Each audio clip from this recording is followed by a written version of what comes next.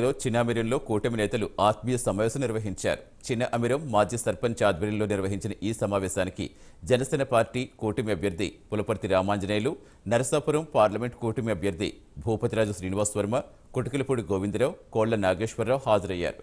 ఈ సందర్భంగా జనసేన అభ్యర్థి రామాంజనేయులు మాట్లాడుతూ తన రాజకీయ గురువు 2009 ఎన్నికల్లో పోటీ చేసే అవకాశం ఇచ్చారని గుర్తు చేశారు.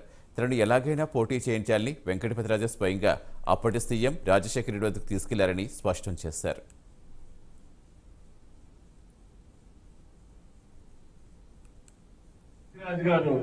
అవకాశం వచ్చింది, పోటీ చేయరా నువ్వు, మేమందరం ఉంటామని చెప్పి వెంకటపతిరాజు గారు రాజశేఖర రెడ్డి గారికి స్వయంగా తీసుకెళ్లారు నన్ను. ఆ రకంగా చిన్నమేరం గ్రామం నుంచే నాకు రాజకీయ పునాది పడిందని ఈ సభాముఖంగా తెలియజేస్తున్నాను. ఈ గ్రామం అంటే నాకు అత్యంత ప్రేమ. ఎందుకు ప్రేమ అంటే ఈ గ్రామానికి అభివృద్ధి ధ్యేయంగా పనిచేస్తారు తప్పితే రాజకీయాల గురించి పనిచేయరు. ఎవరు వచ్చినా మా గ్రామానికి ఇది కావాలి అది కావాలని అడుగుతారు తప్పితే సొంత విషయాలు ఇవి కూడా అసలు అడగరు. ఈ గ్రామానికి ఒక చరిత్ర ఉంది. ఇంత అభివృద్ధి చెందిందంటే కారణం నాకు చెప్పేవారు ఇక్కడ పెద్దలు.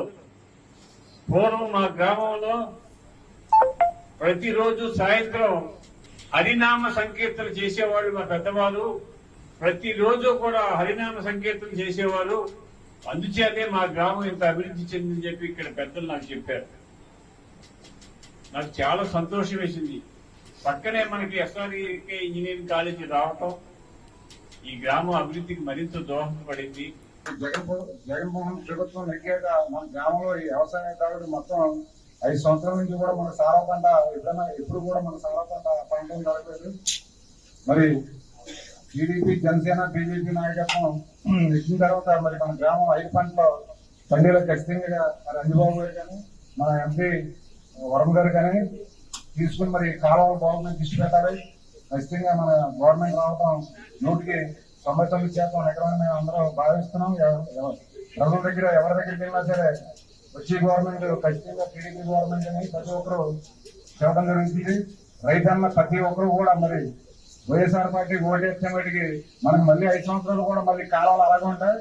పోతే మన గ్రామంలో కాలువలకు కూడా ఇప్పుడు గవర్నమెంట్ బాగు చేసి ఇప్పుడేమో రైతులు బాగు చేసుకోవాలని చెప్తున్నారండి. రైతులు బాగు చేసుకోవాలి. రైతులు కూడా పాపం మరి అడుగుతున్నారు. పాపం రైతులు ఇస్తానికి కూడా బాగా ఇబ్బందిగా ఉంటుంది.